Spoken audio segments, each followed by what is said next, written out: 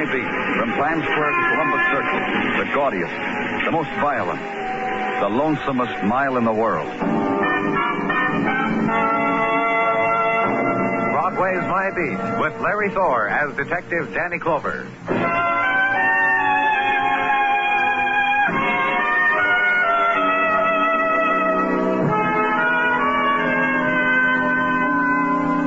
Broadway flips the calendar, stares at the word December, holds chin between thumb and forefinger, and wonders. What happened? Winter is here, and the year is suddenly dying. Proof positive. The wind, rising from the river that twists a headline around an ankle, lifts it up again, flattens it against the gutter, and there it is in boldface. So many shopping days left. So the evergreens are chopped, mounted, dyed blue, and tinseled. Token of holiday season. Token that time's getting narrow for the layaway plan. So get with it. All you need's $1. It'll hold the dream till Christmas. You follow the decorations downtown and take a left. East 37th, where the season is manifest by holly in apartment windows and electric candles. And the latest thing, Merry Christmas in phosphorus paint to glow in the dark. 11 o'clock time, nighttime where I was, and Miss Gaffney's apartment. And Miss Gaffney. Look at the joint, will you? I'm looking. I've been looking for the last 5 minutes, Miss Gaffney. Now, will you settle down and tell me what... 2 years, I say, to get a full-length mirror. Now look at it. Bing! And now look what I've got. Confetti. You ready to tell me what happened? You know what happened. What's been happening around this neighborhood for the last couple of nights? I mean to you. I was trying on in front of the mirror, that's what. And that sniper took a pot shot at me. Why didn't you pull the blind down? At my age. Well, you're lucky. You see this slug? Huh? Here, look at it. Embedded here in the mirror backing. 38, head high. Like I said, lucky. Yeah. And I was standing right here. 2 more inches and Myrtle Gaffney... That's right. Now, let's take it from the beginning. Did you notice anyone following you tonight when you got home? I could have been killed. Or anyone loitering around outside? He could have killed me, and you stand here and We don't even know what he looks like, Miss Gaffney. We want you to help He could have killed me. He could have killed me, shot me dead, killed me. And her thin-lipped anger, the tightening hysteria fitted themselves into the pattern of the city's newest violence. And there was the other emotion, that the shattering of mirror had been this close to the shatter and burst of her life. That her life had been balanced on the bad aim of a man with a gun. That her life had been target for indiscriminate fury. And against terror was only this. You protect me, you hear? That's what you people are paid for. To protect helpless, lonely women, you hear? And give her the promise, and phone it in. And leave her now to darkness and bolted doors and windows blinded and locked against another coming of death.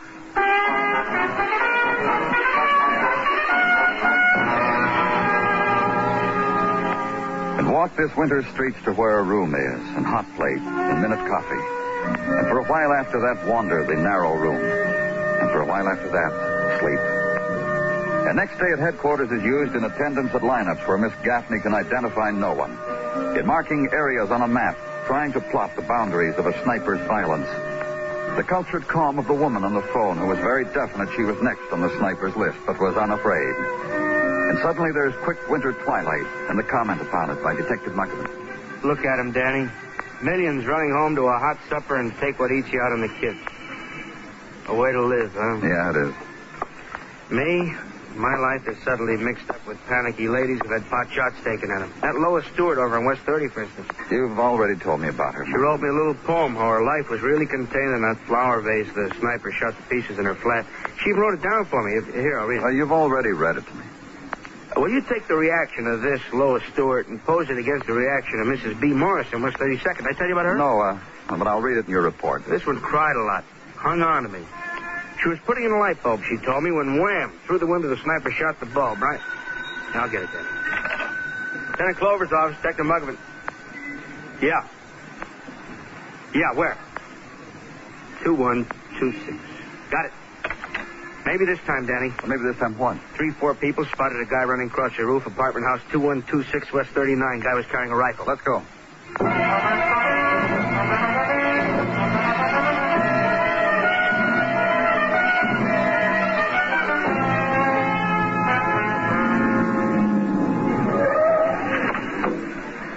Lieutenant. They got him, Lieutenant. Bringing him down. Good. Yeah. Oh, here they come. Let me go. I want to go home. Let me go. I'll take him, officer. Come on, you. Take your hands off of me. Find the gun, officer? No, but he had a gun. We'll find it. Get him in the car, Muggavan. Hand me the flash, Muggavan. Yeah. Here. He's a kid. What's your name, son? Mickey Ruick. How old are you, Mickey? Going on 16. You live near here? No, Brooklyn. What are you doing here? You were on that roof with a gun. What were you doing there? What'd you do with the gun? I want to go home. Go home, Mickey. Later. First, we want to know what you were doing prowling around on that roof with a gun. You like to shoot at women, Mickey? I didn't shoot at anybody. Come on, kid. You just tell us. We'll understand. You like all this publicity you're getting, being called a sniper, scaring everybody. You like it, don't you? Makes you feel pretty big, doesn't it, Mickey? I didn't shoot at anybody. I read it. Go on, Mickey. I read in the papers about the sniper. Found the gun, Lieutenant. Here. Thanks. In the alley. You must have eased it off the roof. Take a look, Mickey. Plastic. Tough to tell from the real thing. Is this your gun, Sonny? Yeah, it's mine. Where'd you get it? I took it. All right, I stole it. Department store. This afternoon after I read about the sniper, the toy shop. Look. Yeah? I was playing, that's all. You read books tell you how to play like this? The lieutenant means comic books, things like that. You. What? You're a real lieutenant, huh? Well, what about it, Mickey? Can I see your gun? Turn him over to juvenile, Muggavan. Then you can start looking for a sniper all over again.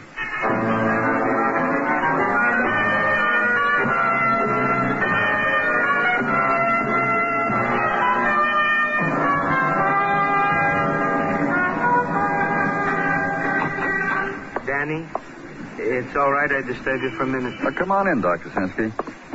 I was just... Yeah, I see what you're doing, Danny. May I also look at the portraits? Serious of them, Doctor. Take your pick. The department artist sketched them from fragmentary descriptions given us by the women who were shot at by the sniper, helpful bystanders, a few crackpots. All different. These are the faces of violence, huh, Danny? Anybody's face. So what you look for is anybody. A killer who's been denied the death of women, perhaps because of some slight defect in vision.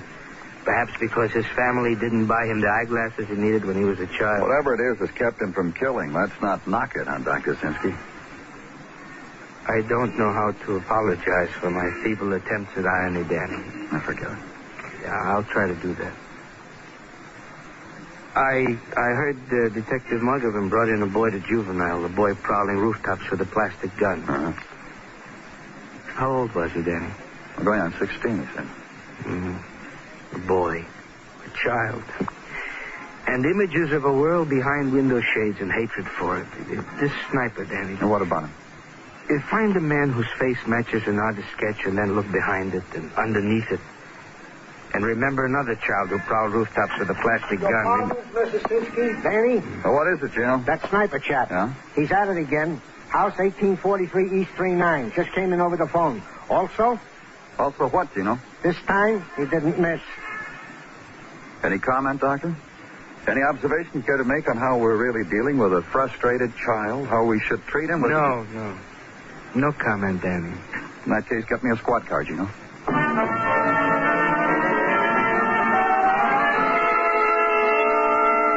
And go there. In what was night-still brownstone house with an early Christmas tree lighted in its living room window, its promise to be viewed from the street has become this. Cluster and steaming whisper of crowd peering close through window, beyond tree to where lay another promise. The yet unopened and hidden gift of the season's violence. And get past them and inside is a woman sprawled against fabric of sofa, and a man kneeling at her feet. Blanche, listen to me. Just listen. There'll be a doctor in a minute, and he'll know what to do. Blanche, please. Mr. What? What do you want? I'm from the police. I'll get out of your way. She's dead, isn't she? My wife's dead. I knew it all the time. Must have been quick.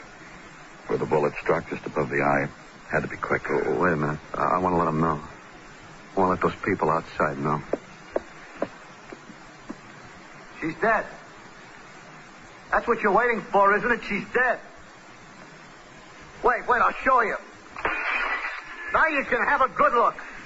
Look at my wife. Look at my dead wife. Step right up, ladies and gentlemen.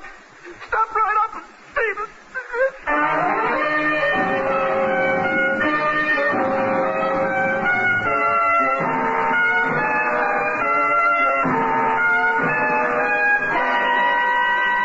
You are listening to Broadway Is My Beat, written by Morton Fine and David Friedkin, and starring Larry Thor as Detective Danny Clover.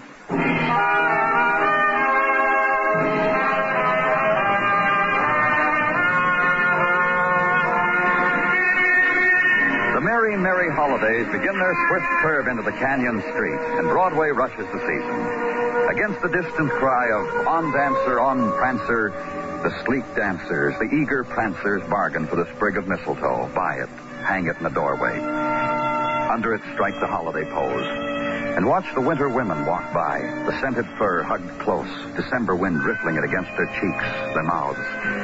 The same wind that breathes them away from you. So shrug a shoulder, kid. Make jaunty the scarf and relax. Under no Yuletide tree will it be barren, according to the advertisements.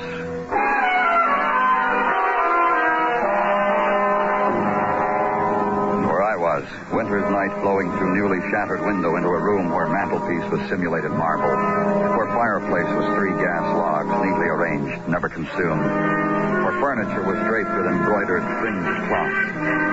And this room where death was. You're cold, mister. I'll turn on a fire. Never mind. I shouldn't have done that. I shouldn't have broken open the window and yelled at those people. They'll think I'm crazy. But don't worry about it, Mr. Dermot. Tell me something, mister. What? You've been around where people have been killed. Women, a man's wife, for instance. You see that a lot, don't you? Hmm? Well, the husbands of those other women you've seen dead, what did they do? What did they say? I want to know so I won't louse up the etiquette. Oh, Mr. Dermot. They cry like I did. They go out of their head like I did. Tell me, mister.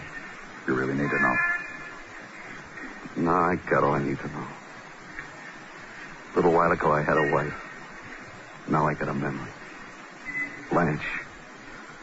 Not how she is now, not how she was yesterday, sick, and the day before, a year before.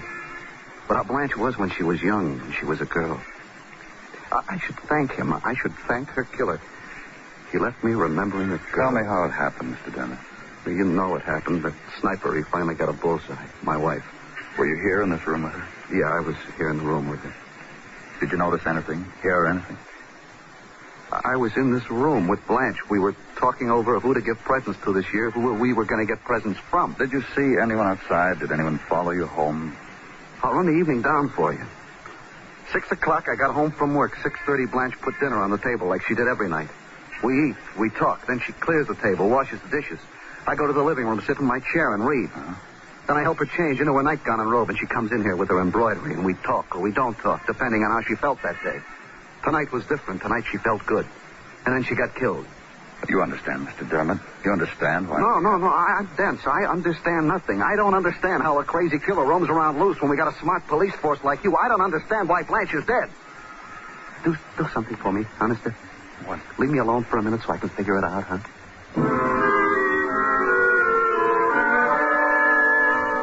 Watch him move away from you to the lonely place. The couch where his wife is dead. And watch him kneel again at her feet. And for a little while, the time he needed.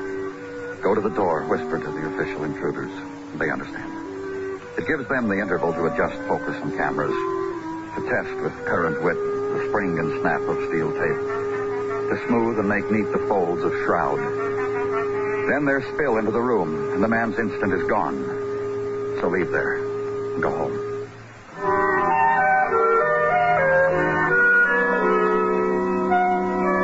And a new winter morning at headquarters, and the joyous tidings of Sergeant Gino Tartaglia. Were you happy, Gino? In me, Danny, you are gazing upon a contented fellow. Well, I'm glad. Chuckling because last night was the Tartaglia night at our neighbors, the Renbohms. Contented because a frolicsome time was had by all and sundry. Gino. Among which sundry was Fargo. Fargo Renbohm, a veritable card. Fargo Renbohm? The western outlet for the Renbohms, an uncle from Nevada, who did last night descend upon the eastern branch and did shower them with western-type goodies. Indian blankets, beaded belts, an Indian doll carrying on her back in lieu of a papoose, a bottle of Smirnoff's vodka. And for me, a feathered chief's headdress, which I will be glad to model for you come lunchtime. Gino, I... Oh, Danny, wait till you catch a gang of Chief Minnehaha Tartaglia. First to work, Danny? I hate to spoil your fun. What must be, must be. In the matter of the deceased Mrs. Blanche Dermot, report from technical. Felled with a .38 caliber bullet of same type and markings as the sniper has been prone to use on other ladies. But with Mrs. Dermot, he made expert. Right above the eye. Anything else, Gino? From Detective Muggavan and others at work on the case during the night. This report from neighbors on Mrs. Dermot adds up to a nil. 12 years in the neighborhood, Danny. None of the neighbors knew her. All they knew, she was very quiet and a non-mixer. Now, how about her husband? Has a little novelty shop on 7th Avenue. Open 9, close 5:30. Always bringing home novelties and gimcracks to the neighbors' kids. And that's Do something for me, huh, Gino? Anything? Get a policewoman. Have her go out and buy herself a house dress. Then have her report to me in an hour. Sure. But you want to see me in feathers? Just get her, huh, Gino? And the setting up of it. Policewoman. Empty apartment in a neighborhood where the other shooting had taken place. Daytime chores for nighttime trap. And it was done. Then let the day drift backward into December. Watch it from the window at headquarters. Walk with it briefly. Twice to the corner restaurant where the food is always an adventure. Back to the office again and the window. And see day bleed grayly in the night. Stakeout setup, Danny. Cruising. Squad car's waiting for us downstairs. Beginning night is strung through with cold. And the hurrying shapes that curve backward from your vision. The street of the spinning lights, and turn off it, East 38th, and ride it slowly. Past the rows of brownstones and the corner stores and winter loneliness of Manhattan Street. And slowly past the lighted window, ground level, where a woman sits, now clothed in a house dress and reading, trapped. And past it, another corner turn and stop. Coffee in the thermos, Danny. You want some? Later. Yeah, what's the time? 7:10. Yeah, it's going to be a long night. Yeah. Call in, Muggavan. Yeah. Car 43, car 43 reporting. 43. Parked at southeast corner of East 38th and 3rd, according to Plan A. Nothing from here. Car 22 reported suspicious acting man on 4th turning into 38. Shook him down. Drunk. Unarmed. Car 43, 10-4. Well? Park further down the street, Muggavan. I'm going to take a walk. If you need me, I'll probably be in a doorway around the corner. Right.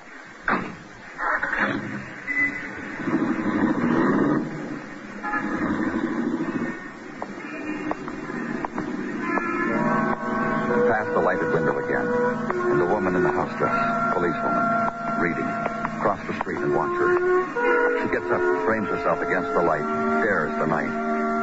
Sits down again, reads again. And the doorway directly across from her is cold plaster that holds 6 mailboxes. Directions to the tenants on how to live.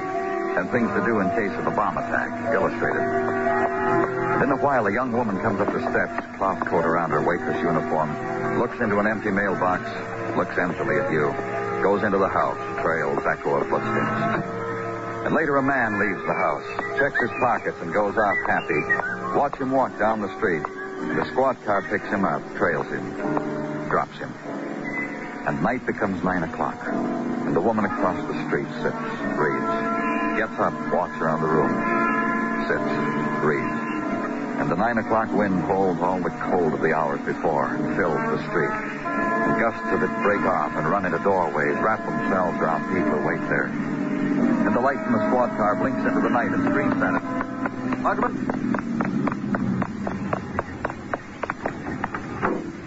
Sniper, Danny. Just got a communication. Where? 2 blocks from here on 40. Let's go.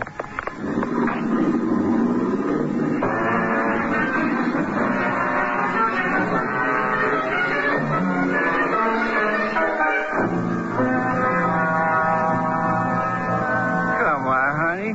Please wake up, honey. You'll be all right, Mr. Garson. Fainted up, baby. A little drunk, too.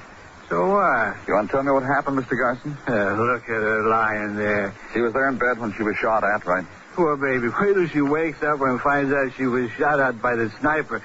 She'll faint all over again. Just what happened? What? I was reading to her. Go on. I just finished turning the page, and she was giving me my drink, and... What? I turned the page, and she was holding out the glass to me, and then it happened. Shot the glass right out of her hand. Over the book, my pajamas. I think your wife is waking up, Mr. Gerson. Oh, it's all right, baby. Little bumblebee puppy. I'm here, little pussycat. Everything's all right. Mr. Gerson. Look how she wakes up. A doll, baby. I think you better leave us alone now. When Mrs. Garson feels better, I want you both down at headquarters to file a report. Yeah, baby. Drink your carriage. Don't mind him, little rat. But he's leaving.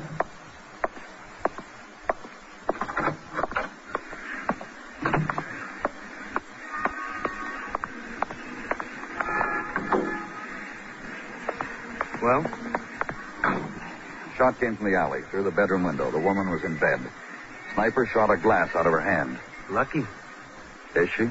Well, I'd say she is. What would you say? Consider it, Muggavan. 4 women were lucky.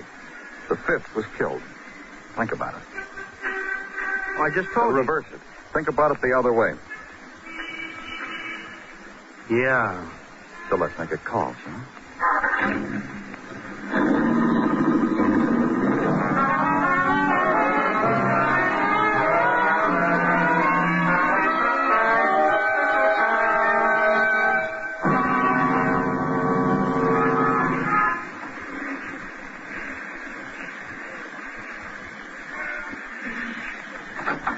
Yeah? Oh. Hello, Mr. Dermot. Mind if we come in? Oh, come on. This is Detective Muggavan, Mr. Dermot. Oh, hi. I'm sorry about your wife, Mr. Dermot. In here. Why don't you boys take off your coats? Yeah. All right. When are you going to get your window fixed, Mr. Dermot? Putting that cardboard in there's as far as I'm going to go. I'm moving. Where are you going? Away from here. Think I'm going to live here anymore? Yeah, it must be real tough. I can tell you this. I sure miss her. How long were you married, Mr. Dermot? I told you, 12 years. Oh, that's right. I'd forgotten. 12 years. You're not going to believe this. We never had an argument. Why not? Huh? Well, I've been married 14 years, and starting with our 3rd anniversary, my wife and I had little arguments every week, and a big one once a month. And we're very happy. So why haven't you had any arguments, Mr. Dermot? You didn't argue with my wife, mister. Why not?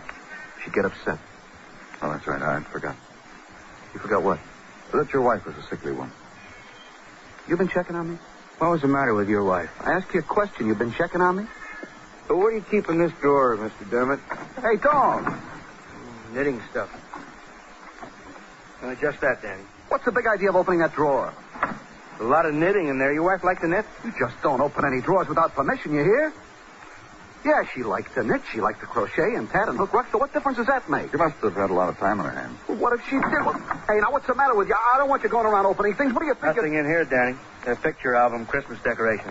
What are you looking for, anyhow? Let's talk some more about your wife, Mr. Dermot. She was a good, sweet, kind woman. Yeah, they all are. Did you hate her very much? Hate her? I was married to her. Yeah, I know. 12 years. Why should I hate her? A sickly woman, a woman who never went out, a woman who sat home all day. I'll try the kitchen, Danny. What are you looking? Just tell me that, will you? I'll cut it out, Mr. Dermot. If you just tell me what he's looking for. A gun. You think I'm the sniper? Are you? You out of your mind? Look at it this way, Mr. Dermot. 5 women were shot at. The only one who was hit, your wife. Not wounded either, killed. The other 4, drinks shot out of their hand. A light bulb shattered. A vase, a mirror. My wife was unfortunate, that's all. The other 4... Fortunate? At first, we thought we were looking for a man who couldn't shoot well, who was trying to kill and was missing. Now we're going on the premise that he was missing on purpose. I don't understand what you're talking about. Missing on purpose. A crack shot who could shoot out light bulbs through windows, who could kill your wife through a window. Daddy? What's he doing in there? Let's go see him. Well, you're breaking up my house? You hid this marksman medal. Where'd you hide the gun? Here, look, Danny. Expert marksman's medal. Where'd you hide the gun, Mr. Dermot? What do you think I am? Maybe a man who shot at a lot of women to get the word sniper in the newspapers, just so you could get one woman, your wife. And take one last pot shot at a woman drinking booze in bed to clinch it. You're crazy? Why should I kill my wife? Look at it from our point of view, Mr. Dermot. You're a man who likes people, likes to be nice to children. Likes to go outside sometimes, too, huh? Yeah, my wife wouldn't let me do that. Your wife, a woman who sits in a chair and knits. No friends, nobody to stop in. No fun. 12 years of it. Not even any arguments. 12 years to get fed up. You understand how it was? Of course we do. The man figures he gets old soon enough. A wife like that. Sure. You live, you gotta have fun. Can't stay home all the time. Would you? Where's the gun? Oh, you won't find it. Threw it away? Dismantled, tossed it in the river. Listen, you weren't kidding, would you? About what? About understanding. You're a killer, we understand that. Well, yeah, I know. No, but I mean about my wife. What you said. How a man gets old too fast. How his life runs away from him and nobody to talk to. Sit in a room, feed her medicine, wait on her. Every night you go to sleep, dream about how it would be without her. You understand. I know you do.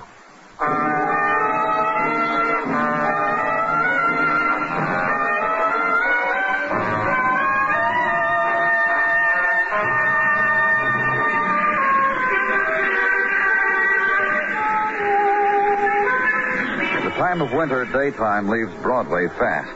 You walk toward the shadows. Someone smiles and takes your hand, whispers to close your eyes, then bangs your head against the night. Your scream mixes well with the shriek of the riot. It's Broadway, the gaudiest, the most violent, the lonesomest mile in the world. Broadway, my beat.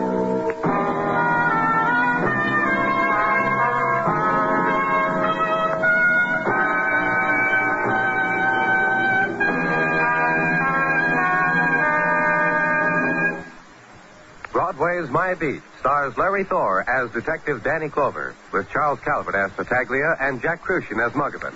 The program is produced and directed by Elliott Lewis, with music composed and conducted by Alexander Courage.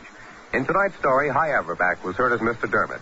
Featured in the cast were Elvia Allman, Jerry Farber, Steve Roberts, and Hal Gerard.